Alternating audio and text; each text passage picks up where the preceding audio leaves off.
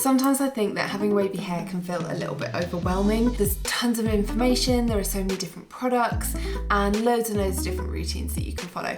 Today I'm going to share with you 7 simple hacks that will make having wavy hair a little bit simpler. These are all quick and they're all easy, and they're designed to help you have more good hair days. So let's dive straight in with number 1. Starting off, I've got a really simple hack that will make a really big difference. And this one tackles wet frizz. Just before you apply gel to create a cast, or before you start diffusing your hair, take a quick minute to just have a look at your waves and curl clumps. If you spot a frizzy piece now, that is only going to get worse once it's dry. So here's what to do. Take the offending curl clump or wave and re-wet it. This is when a continuous spray bottle comes in handy.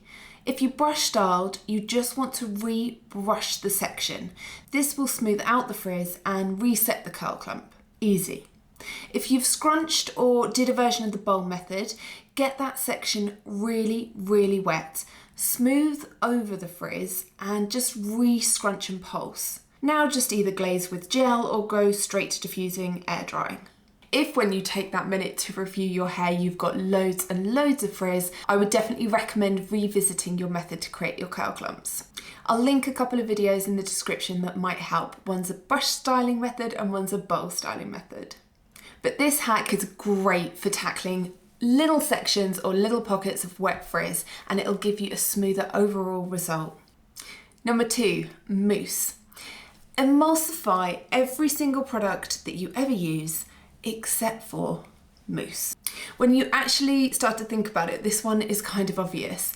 Mostly you're using mousse for volume and texture. It's formulated to come out of the bottle nice and light and fluffy and foamy, and then rubbing it between your hands and emulsifying it destroys all that.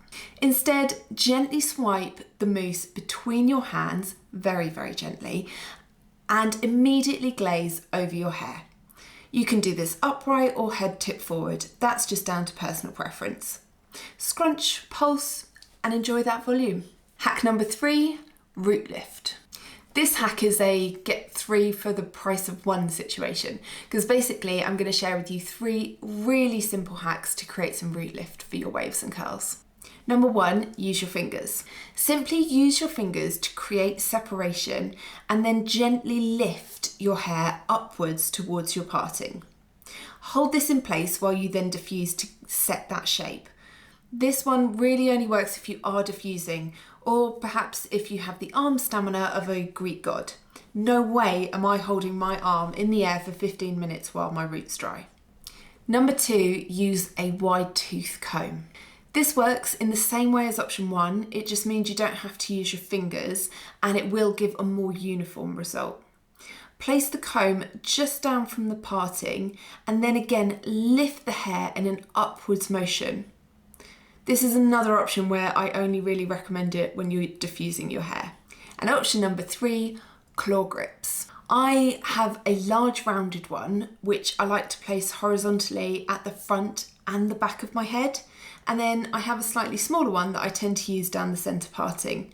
But honestly, any or either will work just fine. This is the one you want to use if you're air drying your hair, but it works perfectly if you're diffusing as well. With each technique, you want to aim to get the placement right first time. The more you move your hands around or the wide tooth comb or keep repositioning your claw grip, the more likely you are to end up with frizz. Number 4, no microfiber, no problem. There are a lot of recommendations out there about things that you need when you've got wavy hair, whether that's tools or products, accessories, and so on and so on. However, if you don't have a microfiber hair wrap or towel, no problem. Just use a soft t-shirt instead. Don't get me wrong, I absolutely love microfiber towels and you will not go wrong investing in them. However, when I first started embracing my waves, all I used was this t-shirt.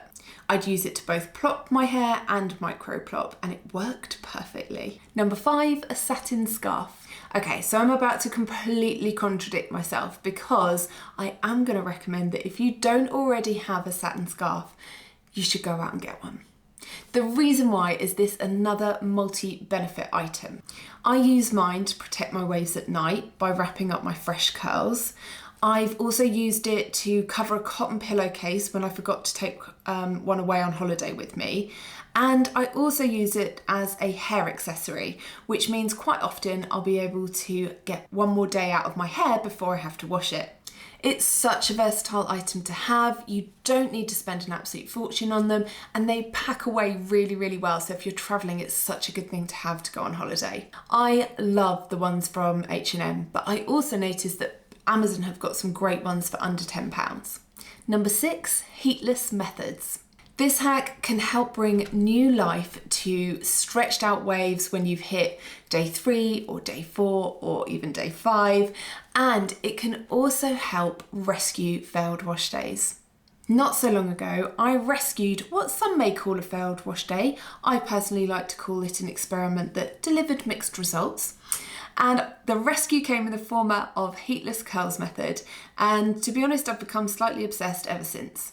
This was how my hair was looking after I experimented with a different combination of products, and then, completely my fault, I touched it way too much. Now, I don't hate the volume and the loose wave pattern that's going on, but there was a lot of frizz. So I used this satin cheaper than chips rod that I got from Temu, I'm sorry, I don't know how to pronounce it, and this is how it turned out. I recently also tried the viral unicorn method, and I absolutely love that one too. A couple of tips from things that I've learned when I've been doing some of these heatless curl methods. And in fact, I was thinking about creating a whole separate video about the different options and different looks that you can create. So if you guys would like to see that up on the channel, then let me know in the comments. First tip, I would bother getting yourself a satin rod to do this. Now again, mine came from the very inexpensive, I'm gonna go with Temu. Please correct me. And the reason I think it's worth doing that is it is so much easier to get the satin fabric out of your hair than it was when I used my dressing gown cord. I felt like I had a lot less frizz when I used the satin rod. So that's the first reason. And the second is my dressing gown robe cord thing is pretty long, so I had to tie that up and it was not as comfortable to sleep on. Number 7, dilute your products.